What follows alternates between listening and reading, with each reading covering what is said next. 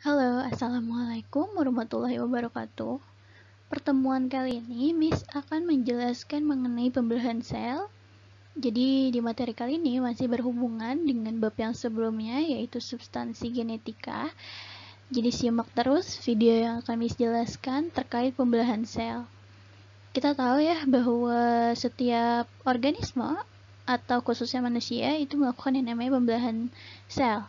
Yang awalnya itu adalah satu sel menjadi dua sel kromosom yaitu embrio, lalu dua menjadi empat, empat menjadi multiseluler dan menjadi suatu organisme atau suatu individu yang sekarang ini nih bentukannya seperti kalian. Nah, jadi nanti Miss akan jelaskan lebih lanjut terkait tipe-tipe pembelahan sel dan juga hal-hal yang lainnya. Jadi simak terus ya video penjelasan dari Miss.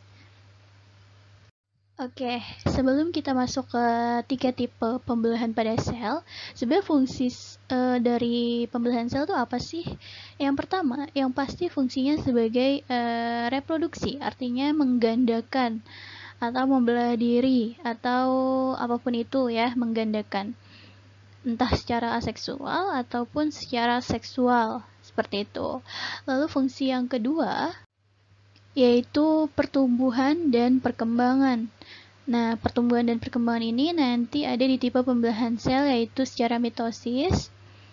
Pertumbuhan dan perkembangan ini, misalnya kalau pertumbuhan itu dari sel yang kecil menjadi yang besar. Lalu kalau perkembangan yang awalnya inti sel misalnya menjadi sel neuron atau sel syaraf. Gitu ya, itu namanya perbedaan dari pertumbuhan dan juga perkembangan. Lalu fungsi yang ketiga itu sebagai perbaikan dan regenerasi sel. Nah, perbaikan atau regenerasi sel itu berarti kan mengganti sel-sel yang rusak, ya. Nah, di sini biasanya terjadi antara jam 12 malam sampai jam 3 pagi. Nah, ini adanya di hati, yaitu untuk mengurai racun-racun atau detoksifikasi. Seperti itu, oke? Jadi itu ada tiga fungsi mengapa kita perlu mempelajari sel atau fungsi dari pembelahan sel.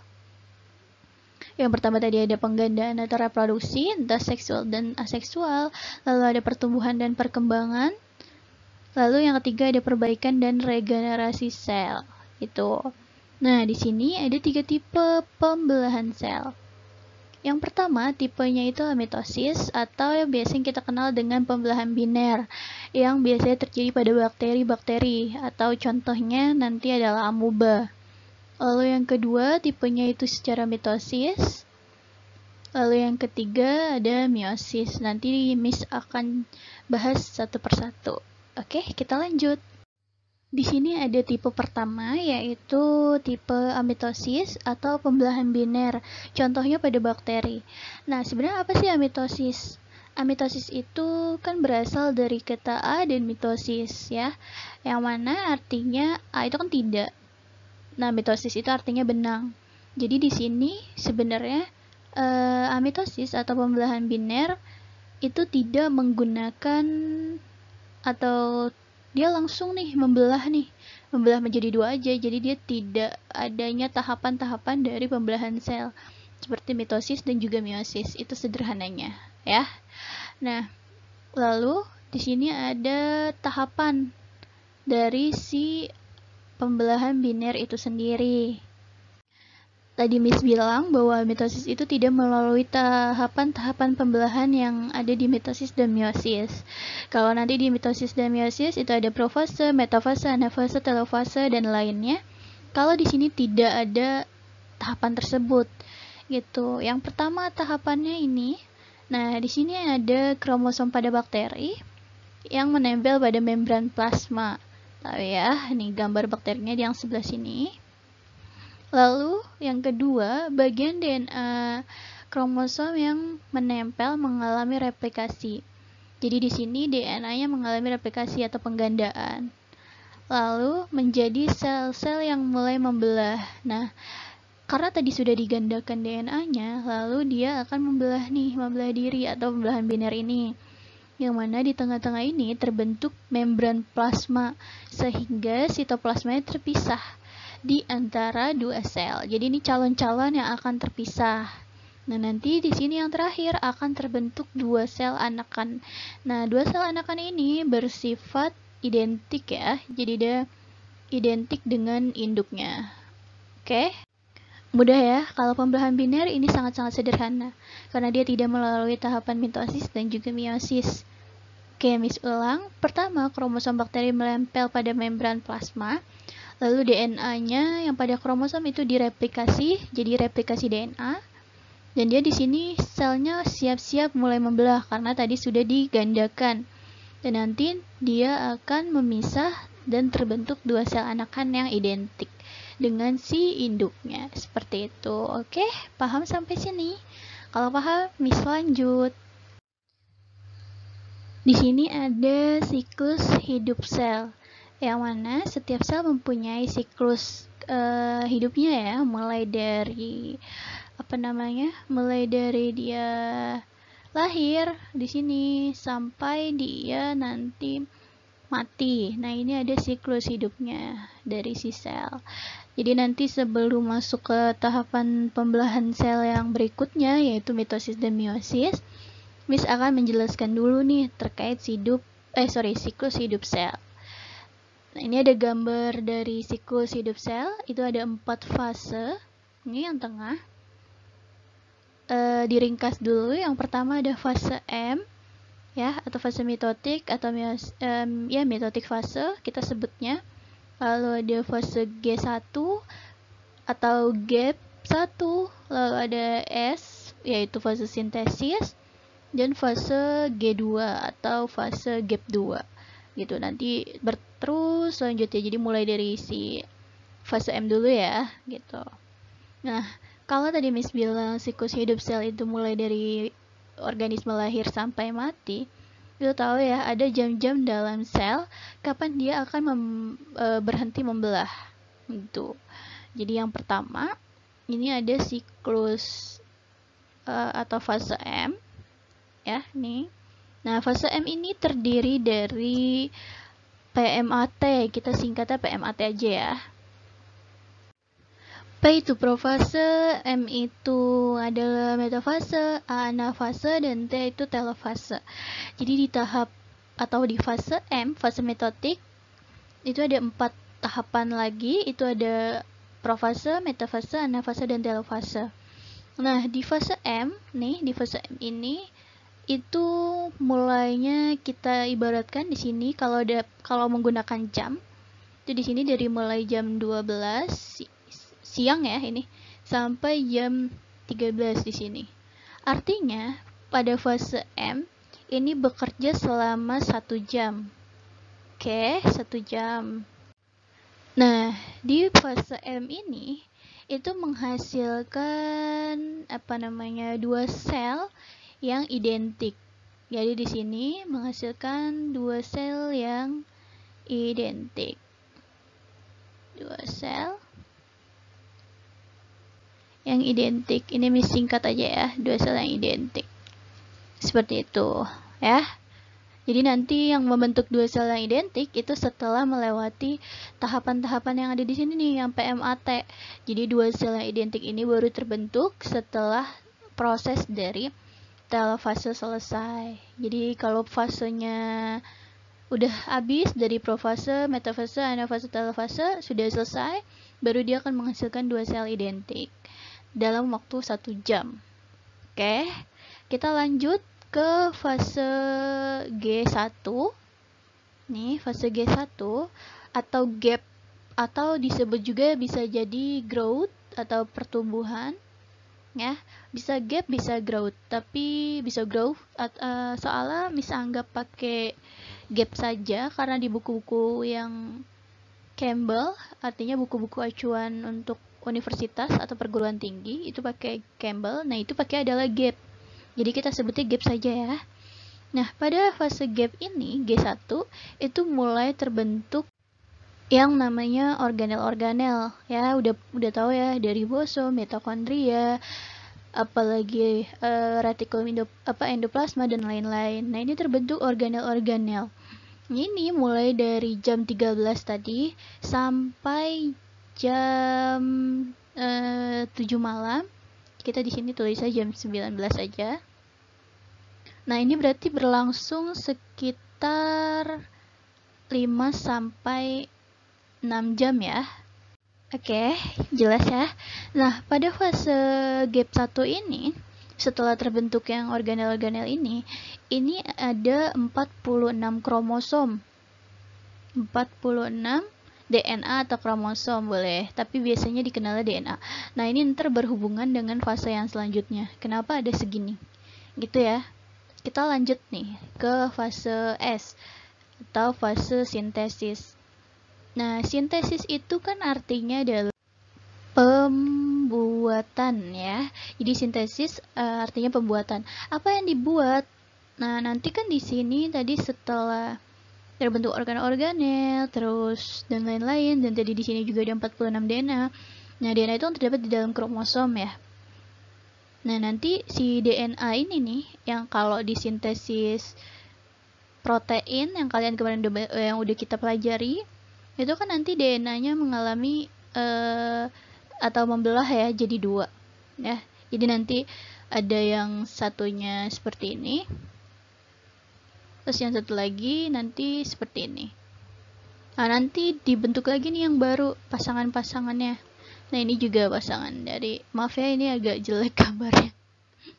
Nah, ini nanti yang disebut dengan DNA semi konservatif ya. Di pertemuan sebelumnya kita udah bahas. Nah, di fase sintesis ini adalah fase yang paling lama ya dalam siklus hidup sel.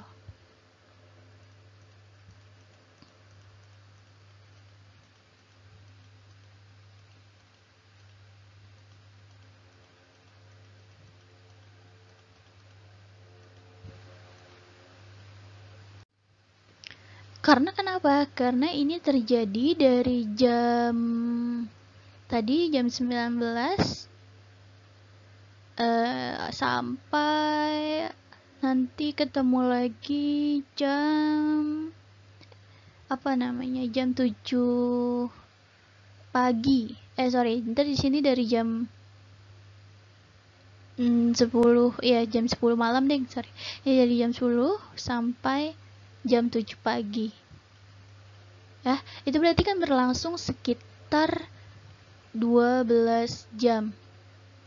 Ya, 12 jam.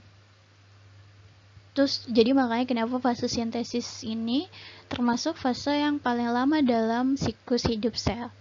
Jadi ini pembuatan. Nah, di sini jumlah DNA yang terbentuk atau jumlah kromosomnya berarti menjadi 92 DNA atau 92 kromosom, karena tadi di G1 atau gap 1 itu sudah 46. Gitu ya. Oke, kita lanjut di fase yang keempat, yaitu fase G2 atau gap 2. Nah, ini terjadi sekitar 4 jam. Nah, karena kan tadi dari jam 7 sampai jam 12 siang, 4 jam. Nah, di gap 2 ini sel-sel itu melakukan persiapan. Jadi sini ada persiapan. Persiapan untuk apa? Persiapan untuk melakukan fase M lagi atau persiapan mitosis. Jadi nanti ada 1 sel, jadi 2 sel, seperti itu, 4 sel dan lain-lain. Gitu ya. Jadi di sini ulang bahwa siklus hidup sel itu yang pertama tadi ada fase M. Itu ada tahapannya profase, metafase, anafase, telofase. Dimana kalau ini adalah fase pembelahan ya. Ini yang pembelahan, fase M itu fase pembelahan. Lalu gap 1 itu pembuatan. Lalu fase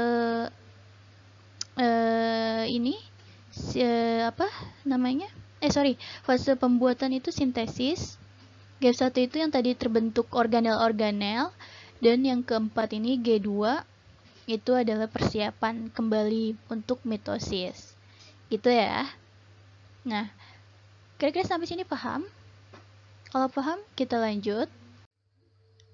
Nah, sebenarnya ini cuma rangkumannya saja yang tadi sudah Miss jelaskan di yang sebelumnya, slide sebelumnya. Nah, ini ada fase-fasenya. Tadi ada fase M, lalu ada fase gap 1, fase sintesis dan gap 2. Fase M itu tadi adalah fase pembelahan mitosis yang nanti ada hasilnya yaitu 2 sel anakan yang identik setelah telofase. Lalu di fase G1 atau gap 1 ini terbentuk organel-organel. Nah, nanti yang fase ketiga yaitu sintesis, yaitu fase pembuatan. Ya, nanti di sini sudah terdapat sebanyak 92 jumlah DNA atau kromosom. Lalu yang keempat ada fase gap 2, itu fase persiapan. Artinya persiapan lagi untuk balik ke fase M. Nah, biasanya manusia itu melakukan sebanyak 60 kali pembelahan sel selama hidupnya. Jadi mulai dari lahir sampai nanti mati, berarti kan nanti mati udah nggak mengalami pembelahan sel dong. Nah, ini tuh kira-kira mengalami selama hidupnya itu 60 kali pembelahan sel. Nah, nanti kalau sudah menjelang atau lebih dari 60, maksudnya udah selesai 60, itu biasanya muncul fase yang namanya fase kematian. Fase kematian itu namanya adalah apoptosis. Jadi karena manusia hanya bisa melakukan 60 kali pembelahan semasa hidupnya, dan nantinya ada yang namanya fase kematian, yaitu apoptosis. Apakah langsung meninggal, Miss, atau langsung mati? Enggak. Di fase apoptosis ini biasanya nanti dia akan mengalami sakit-sakitan seperti itu ya. Nanti baru mengalami kematian. Oke, kita lanjut. Kita lanjut ke tahapan pembelahan sel yang berikutnya. Nah, di sini ada yang namanya interfase. Interfase ini nanti ada pada tahap pembelahan sel secara mitosis. Jadi ini perkenalannya saja. Di sini interfase terjadi replikasi DNA. Jadi satu salinan menjadi 2 salinan. Nah, di sini fase gap satunya di siklus hidup sel itu belum terjadi replikasi DNA. Terus fase sintesisnya mengalami replikasi sehingga menghasilkan 2 salinan DNA. Dan fase gap 2-nya replikasi DNA selesai dan sel siap mengadakan pembelahan. Bukan menggandakan tapi mengadakan pembelahan sel. Nanti ini Miss jelaskan adanya di tahap-tahap dari pembelahan sel secara mitosis. Dan yang setelah tadi interfase itu ada tahapan karyokinesis atau pembelahan intinya. Nah, ini ada 4 tahapan dari tahap karyokinesis dari mitosis. Itu ada profase, metafase, anafase, telofase. Dan nanti telofase sebenarnya akan gabung dengan sitokinesis. Di soal sama saja karena ada beberapa buku yang membahasnya itu masing-masing, ada yang telofase masing-masing, terus sitokinesis sendiri gitu. Jadi nanti di sini akan gabung saja. Oke.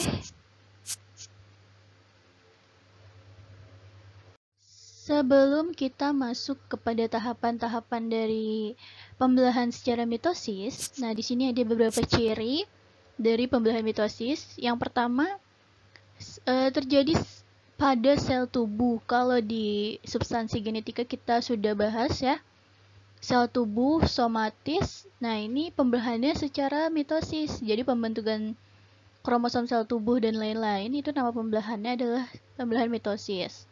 Dan dia akan menghasilkan sel anak dengan jumlah kromosom yang sama dengan sel induknya. Jadi kalau di sini ada tulisan 2N, nanti hasilnya itu juga akan sama. Di sini juga 2N. Dan di sini juga 2N, ya, artinya bersifat diploid. Lalu, nah di sini kan bilang pembelahan mitosis berpasangan sehingga disebut diploid atau 2N. Nah, di sini ada 4 fase yang tadi sebelumnya Miss bahas. Ada tahapan yang pertama, tahapan interfase. Jadi sebelum masuk ke gap-gap yang di pembelahan masuk di gap 2 itu interfase tahapannya. Lalu ada tahapan karyokinesis yang mana ada 4 fase di dalamnya, yaitu profase, metafase, anafase, dan telofase, dan juga sitokinesis ya. Sini Miss gabung aja sitokinesis.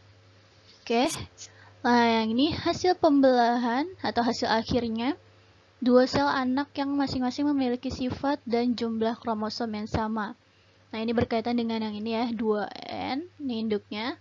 Jadi sifat anakannya juga 2N dan 2N. Sama ya. Di sini ada pembelahan mitosis secara umum.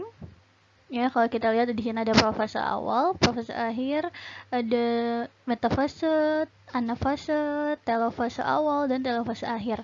Jadi secara umum, ini gambarannya itu seperti slide yang berikutnya. Nah, di sini ada beberapa tahapan yang tadi, yang gambar yang sebelumnya, bahwa profase ditandai dengan hilangnya membran inti dan terbentuk benang-benang kromatin. Ya.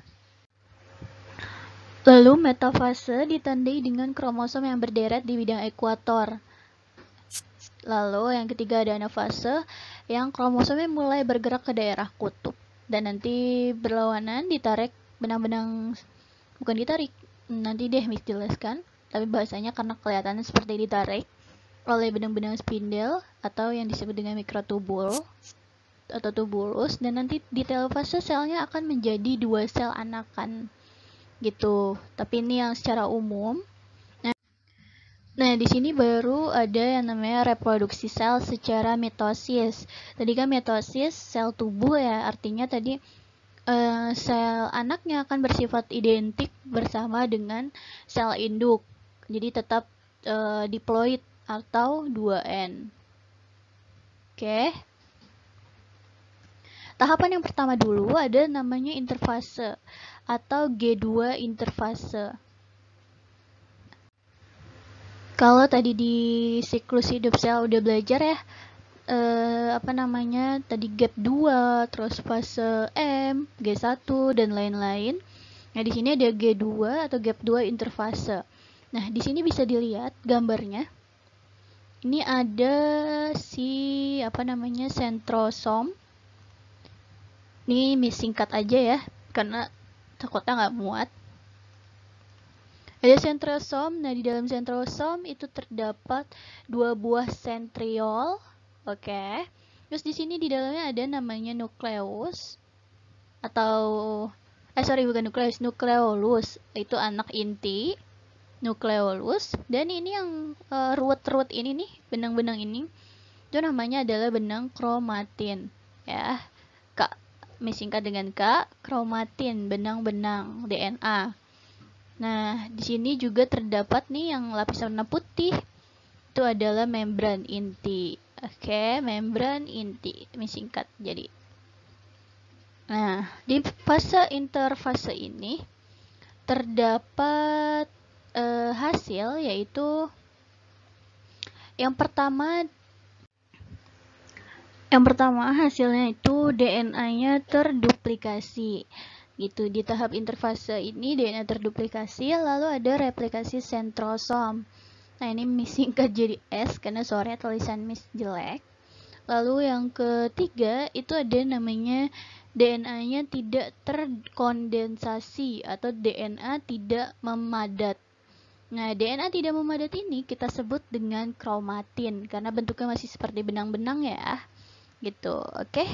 Kita lanjut ke tahapan yang berikutnya yaitu profase. Nah, di tahapan profase ini sentrosom mulai bergerak.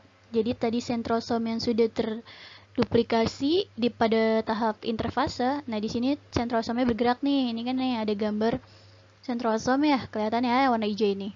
Dia mulai bergerak.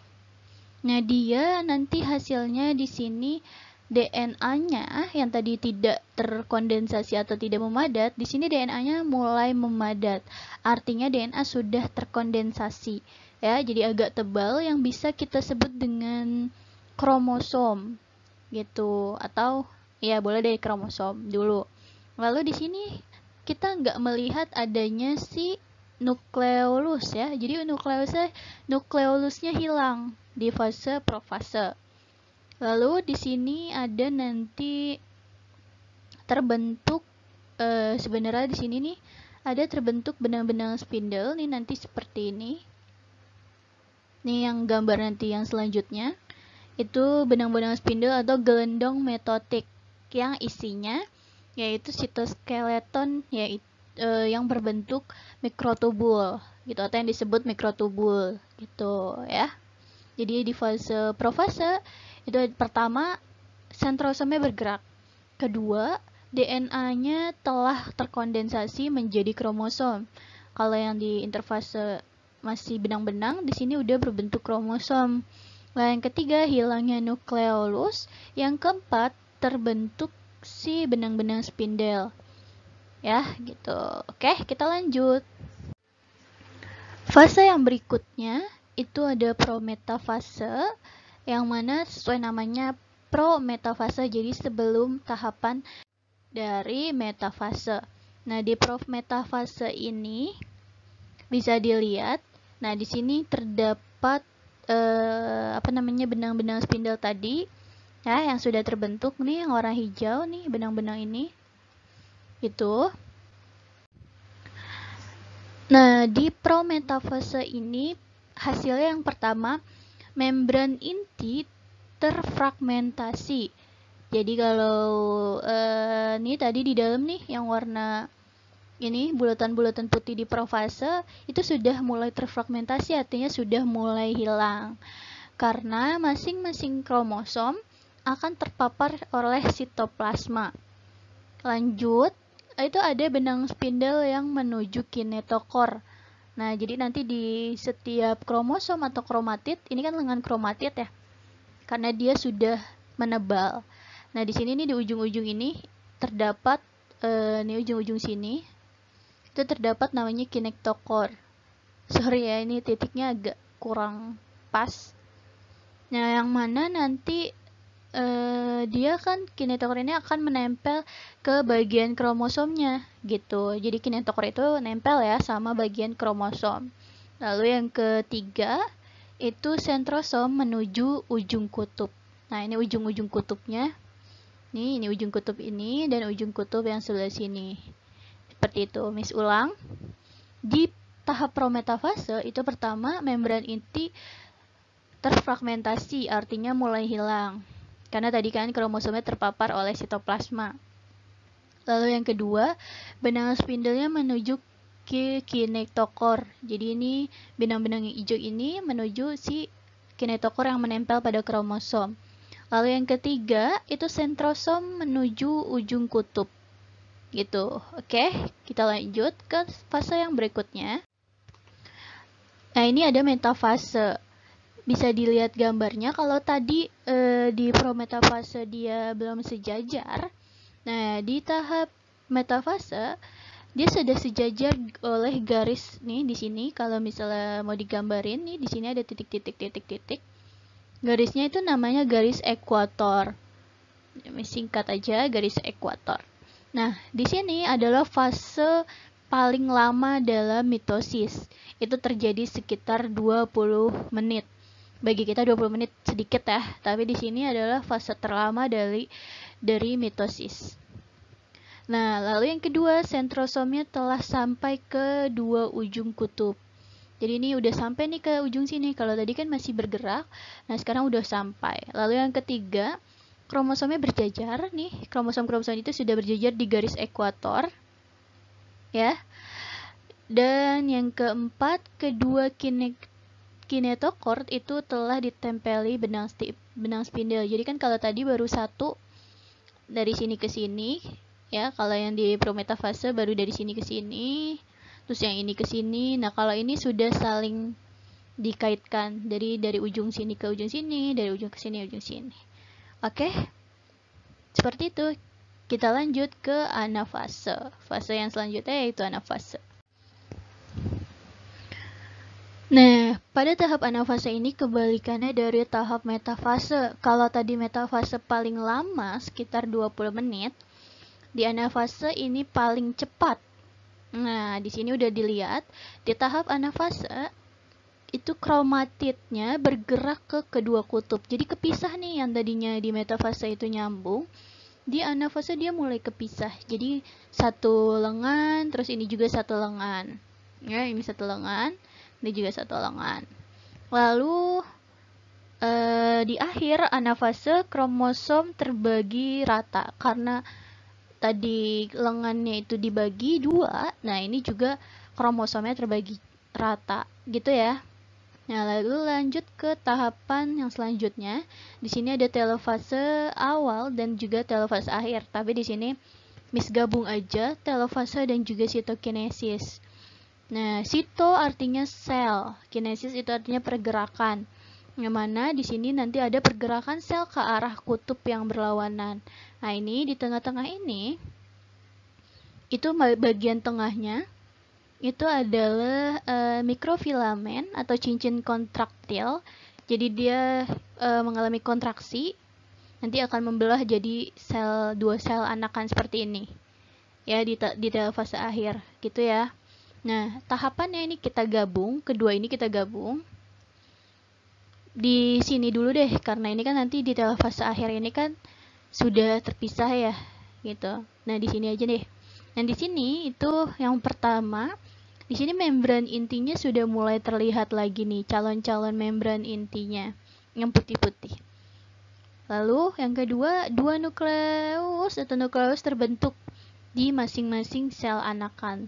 Jadi nanti ini udah ada mulai terlihat nih yang warna merah-merah, kalau di fase akhir kelihatan ya. Lalu ada kromosom akan menipis. Jadi kalau di sini tadi kromosomnya nebel atau kromatid, nah di sini balik lagi nih jadi kromatin nanti atau dekondensasi kromosom mulai menipis. Jadi seperti itu ya. Dan makanya nanti di telofase akhir dia akan menghasilkan sel anak yang sama dengan sel induknya gitu. Nah, pembagian DNA-nya itu di mitosis itu ada 4 DNA. 4 DNA atau 4 kromosom ya, kita sebutnya.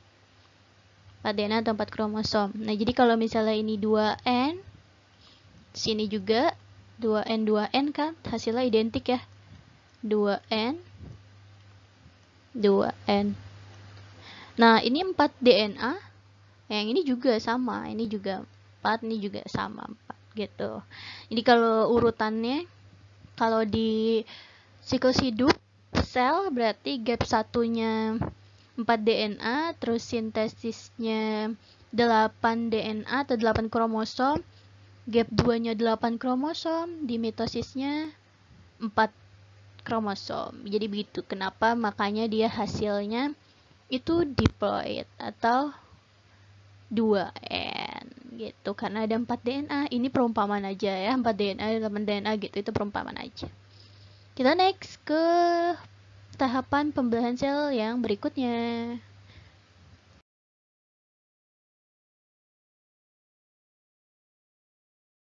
Kalau sebelumnya kita sudah bahas mengenai mitosis pada sel hewan, nah kita kan berarti tahu ya setiap organisme di bumi itu pasti ada yang melakukan pembelahan. Nah, kalau di awal tadi Miss udah jelasin ada pembelahan biner itu pada bakteri dan lain-lain kawannya. Lalu ada pembelahan mitosis meiosis pada sel atau manusia. Nah, di sini nanti ada menjelaskan pembelahan sel mitosis pada tumbuhan. Jadi kalau mau dijelasin berarti pembelahan sel itu banyak sekali, tergantung kingdom-kingdomnya. Tapi sekarang kita batasi saja ya. Nah, di sini ada pembelahan mitosis dari tumbuhan. Sebenarnya sama saja dengan proses atau tahapan dari pembelahan mitosis hewan. Hanya saja sebenarnya yang membedakan antara sel hewan dengan sel tumbuhan itu adalah si dinding selnya. Nah, kalau di tumbuhan ini dia punya yang namanya dinding sel ya.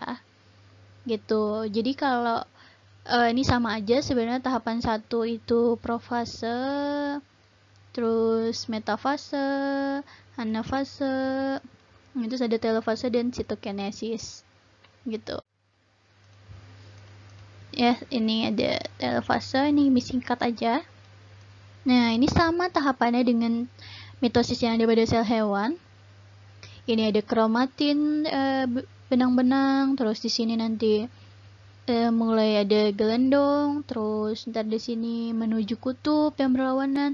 Tapi yang membedakan adalah proses atau fase di telofase dan sitokinesisnya gitu. Kalau di hewan itu sitokinesisnya ada nih di sini, namanya adalah cincin apa tadi, mikrotubul ya, yang sebelumnya Miss bahas. Sorry, bukan cincin mikrotubul tapi cincin kontraktil atau mikrofilamen gitu. Nah, pada tumbuhan itu bukan cincin kontraktil gitu, alias dia tuh sebenarnya susah ya, karena dia nggak semudah sel hewan. Kalau dia langsung tinggal membelah karena ada cincinnya, kalau ini kan karena dinding selnya keras pada sel tumbuhan, jadi dia hanya memisahkan si materi genetiknya aja nih di sini.